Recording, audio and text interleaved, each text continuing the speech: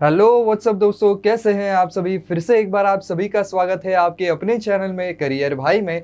दोस्तों, आज बात कर रहे हैं कि एक इंटरनल ऑडिटर की इंटरव्यू के दौरान कौन से सवाल पूछे जा सकते हैं। तो दोस्तों, क्योंकि इंटरनल ऑडिटर का काम ही यही होता है कि कोई भी पोटेंशियल फ्रॉड केस अगर वहां पर हो रही है तो उसको डिटेक्ट करना, अगर कुछ चीजें अनएथिकल हो रही है तो उनको डिटेक्ट करना।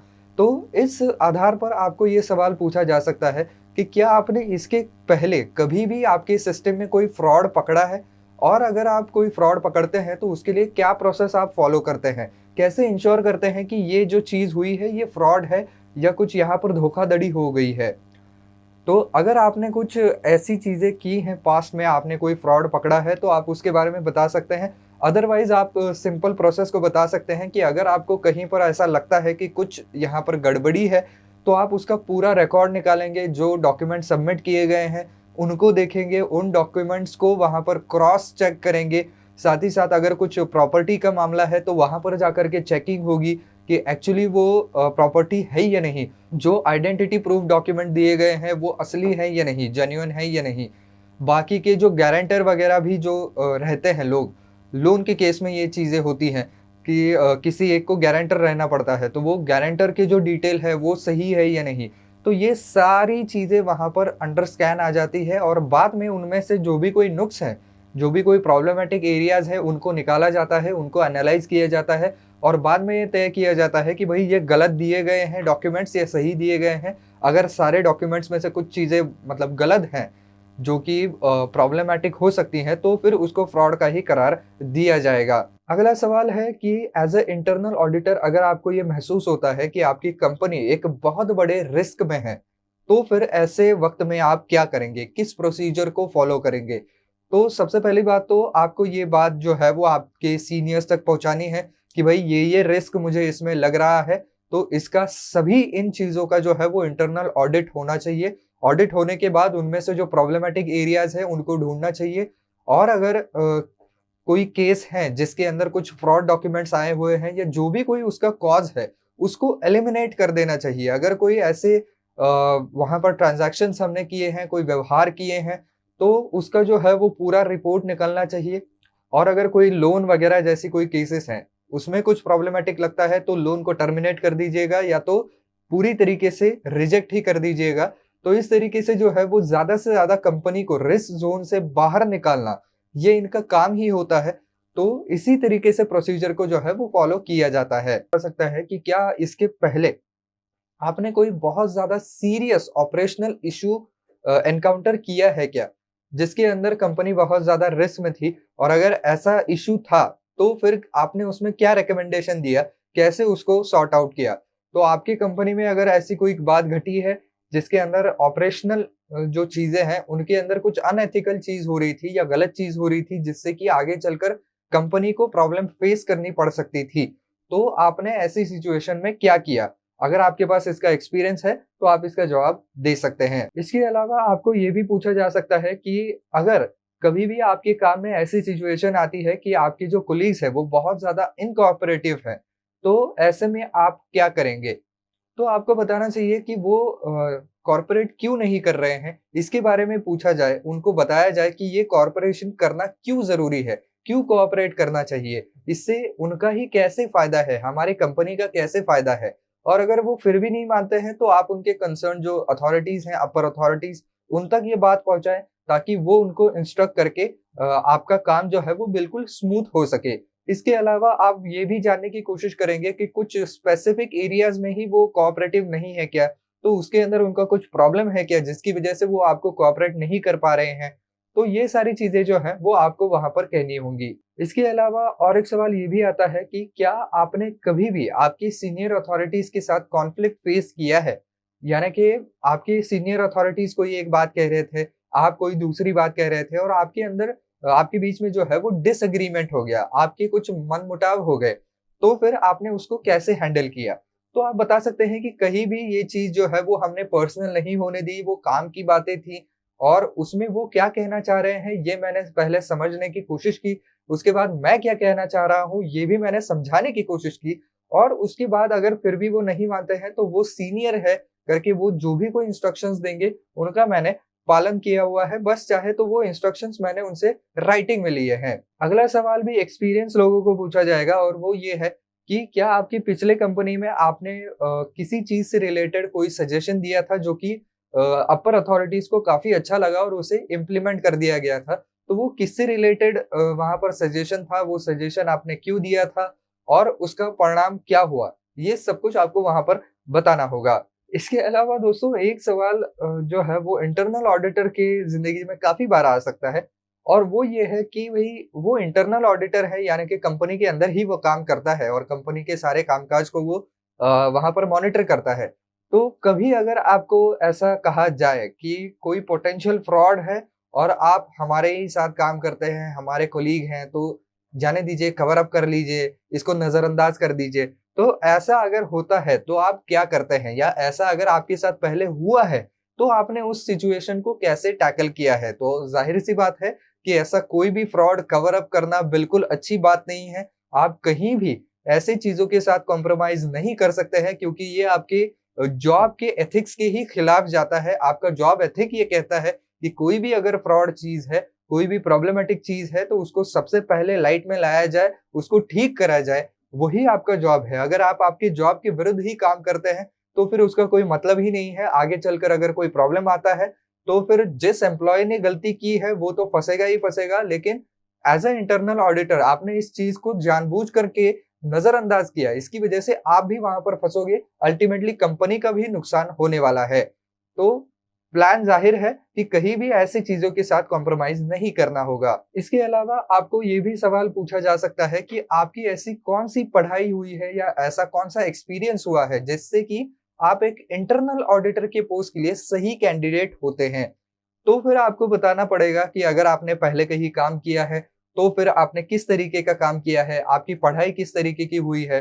तो आइडियली अगर देखा जाए तो इंटरनल ऑडिटर के लिए आपको फाइनेंस से रिलेटेड या मैनेजमेंट से रिलेटेड डिग्री चाहिए होगी। तो उससे रिलेटेड अगर आपका कुछ एजुकेशन हुआ है, तो आप उसके बारे में बता सकते हैं। इसके अलावा एक पूरा ऑडिट प्लान जो है वो किस तरीके से आप बनाएँगे और कौन-सी चीज़ों को ज़्यादा कंसिडर करेंगे, ये भी पूछा जाएगा। तो इसके अंदर जो भी कोई इंटरनल ऑडिट हो रहा है, इसके अंदर सबसे इम्पोर्टेंट एरियाज़ कौन से हैं जहाँ पर लोगों के दस्तावेज़ आ रहे हैं, उनका वेरिफ़िकेशन हो रहा है, आगे प्रोसेस चल रही है। लोन के मामले में इसको बहुत ज़्यादा जो है वो बारीकी से देखना पड़ता है। प्रॉपर्टीज़ के अगर मामले हैं, तो कौन-सी प्रॉपर्टी यहाँ पर दिखाई गई है, क्या वो प्रॉपर्टी असलियत में है? गारंटर के डॉक्यूमेंट्स भी देखने पड़ते हैं। इसके अलावा दूसरे कोई मामले हैं, तो जो भी कोई डॉक्यूमेंट है, उनकी प्रोसेसिंग के मामले हैं, तो वो भी चेक करना पड़ता है कि जो भी कोई ऑफिसर ने उन डॉक्यूमेंट्स को आगे प्रोसेस किया है, पास किया है, उसने कौन से सिक्योरिटी चेक्स देखे हैं, क्या उसको क्रॉस चेक किया है? ये सारी चीज़ें भी देखनी पड़ती हैं। इसके अलावा बात आती है आपके ट्रांज़ैक्शंस की, तो ट्रांज़ैक्शंस का पूरा लेखा-जोखा किस तरीके से रखा गया है और कौन से फ़ोल्डर्स में रखा गया है, उसको टैली करें तो सारा का सारा लेखा-जोखा बिल्कुल सही लगता है या नहीं? ये सारी चीज़ें वहाँ पर जो है वो ज़रूर देखी जाएँगी। इसके अलावा बाहर से जो पैसे आए हैं, कंपनी से जो पैसे बाहर गए हैं, इनके ऊपर भी बिल्कुल पैनी नज़र रखी जाएगी। तो ये सारी चीज़ें जो है वो एक ऑडिट प्लान में ज़रूर होनी चाहिए। इसके अलावा कुछ ज़रूरी कागज़ात होते हैं जिनके ऊपर सिग्नेटरीज़ बहुत ज़्यादा ज़रूरी होती हैं, तो उनके ऊपर ज़रूरी सिग्नेचर्स हैं या नहीं? तो सिग्नेचर्स क्या इंश्योर करती हैं? सिग्नेचर्स ये इंश्योर करती है कि किसी हायर अथॉरिटी ने उन सारे कागज़ातों को देखा है, परखा है और उसके बाद उसके ऊपर अपनी सिग्नेचर की है, जिससे कि ये प्रमाणित होता है कि उसने ये सारी चीज़ें क्रॉस वेरीफाई कर ली हैं और सारी चीज़ें सही हैं। तो फिर अगर कुछ ऐसे डॉक्यूमेंट्स मिलते हैं जिनके ऊपर सिग्नेचर्स नहीं है, तो फिर ये एक प्रॉब्लमैटिक चीज़ हो सकती है। तो ये सारी चीज़ों का एक इंटरनल ऑडिटर को अपने ऑडिट प्लान में ध्यान रखना होता है। साथ ही साथ आपको ये भी सवाल पूछा जाएगा कि एक पूरा ऑडिट खत्म होने के बाद आप क्या करते हैं? तो ज़ाहिर-सी बात है कि आपने ऑडिट में क्या-क्या चेक किया, ये सब कुछ आप लिखेंगे। उसके अंदर कुछ प्रॉब्लम लगे हैं, तो वो सब कुछ आप लिखेंगे। जो चीज़ें सुधारने की ज़रूरत है, उसके बारे में भी पूरा एक रिपोर्ट तैयार करेंगे, आपके हायर अथॉरिटीज़ को देंगे कि भैया ये प्रॉब्लमैटिक एरियाज़ हैं। इसके अलावा कुछ चीज़ें इमीडिएटली करने की ज़रूरत होती है, यानी कि जो कि पोटेंशियल रिस्क वाली चीज़ें होती हैं, तो उनको वही के वही इम्प्लीमेंट करने के लिए आप इंस्ट्रक्शंस देंगे अगर आपकी वो अथॉरिटी है तो। अगर नहीं है तो हायर अथॉरिटीज को उसके बारे में तुरंत एक्शन लेने के लिए आप बताएंगे। इसके अलावा बाकी क्या क्या आपने चेक किया था उसका पूरा लेखा जोखा रखेंगे। कौन से तारीख को किया था, पिछला ऑडिट कितने तारीख को हुआ था और अब अगला ऑडिट कितने तारीख को होने वाला है, ये भी आप लिख के रखेंगे। इसके अलावा कंप्यूटर असिस्टेड ऑडिट टेक्निक्स के बारे में आप क्या जानते हैं, ये भी आपसे पूछा जाएगा, क्योंकि आजकल बहुत सारे ऐसे एप्लीकेशंस या सॉफ्टवेयर्स आए हैं जिनके द्वारा आप कंप्यूटर के ऊपर ही सारा जो आपको रिकॉर्ड चेक करना है वो आप कर सकते हैं। तो क्योंकि आजकल सारी जो रिकॉर्ड कीपिंग चीजें हैं वो कंप्यूटर के ऊपर ही होती हैं, सारे रिकॉर्ड्स कंप्यूटर के ऊपर होते हैं, तो कंप्यूटर के ऊपर ही आपको ये सारा चेक करना होता है। तो इसके लिए अलग से सॉफ्टवेयर्स आते हैं जो कि आपका काम आसान करते हैं और ज्यादा से ज्यादा फास्ट करते हैं। तो ऐसे कुछ सॉफ्टवेयर जो है वो आपको इस्तेमाल करना आता है क्या, ये सवाल भी पूछा जाएगा। तो अगर आपने कोई ऐसे सॉफ्टवेयर इस्तेमाल कर रखे हैं, उनके बारे में आप जानकारी रखते हैं, तो जरूर उसके बारे में विस्तार से बताएं। इसके अलावा आप कोई इंपॉर्टेंट रॉ डेटा को कैसे गैदर करते हैं, कैसे कलेक्ट करते हैं और उसके ऊपर एनालिसिस कैसे करते हैं, ये भी पूछा जाएगा। तो रॉ डेटा मतलब क्या होता है कि जो आगे चलकर प्रोसेस नहीं हुआ है डेटा, जो बेसिक इंफॉर्मेशन आपके सिस्टम में आई है, वो आप चेक करेंगे कि बेसिक में ही कोई गड़बड़ी तो नहीं है ना, और फिर आगे उसको एनालाइज करते जाएंगे। फिर आगे उसकी सारी प्रोसेस को भी देखेंगे कि ये डेटा था, इसके आधार पर कौन से डॉक्यूमेंट लिए गए हैं, उनको कैसे क्रॉस वेरीफाई किया गया है, उसके ऊपर सिग्नेटरीज किसके हैं, और ऑन फील्ड जाकर के उन्होंने वहां पर इंस्पेक्शन किया है नहीं किया है, ये सारी चीजें आगे आप एनालाइज करते हुए जा सकते हैं। इसके अलावा रूल्स एंड रेगुलेशंस के साथ आप अप टू डेट कैसे रहते हैं, ये भी पूछा जाएगा। तो आप बता सकते हैं कि आपके सोर्सेस क्या हैं जिससे कि आप नए नए रूल्स और रेगुलेशंस जो आ रहे हैं उनसे आप बिल्कुल कदम से कदम मिला सकते हैं और उनको इस्तेमाल करते हुए ही आप वहां पर नए नए ऑडिट्स कर सकते हैं। तो इसके बारे में आपको बताना होगा कि आपके सोर्सेस क्या हैं। अगली चीज ये है कि इंटरनल ऑडिट, ये जो विषय है ये कंपनी को किस तरीके से फायदेमंद साबित हो सकता है, कंपनी के डे टू डे कामों में ये वैल्यू कैसे ऐड कर सकता है। तो आप बता सकते हैं कि जब भी कभी आउटसाइड ऑडिट होता है, जब बाहर के ऑडिटर आकर के आपकी सिस्टम्स को ऑडिट करते हैं, तब आपकी कंपनी जो है वो बिल्कुल क्लीन एंड क्लियर दिखेगी, आपके रिकॉर्ड सारे क्लीन एंड क्लियर दिखेंगे, क्योंकि इंटरनली पहले ही ऑडिट हो चुका होता है। जो प्रोबेबल प्रॉब्लमेटिक चीजें हैं उनको पहले ही रेक्टिफाई किया जाता है।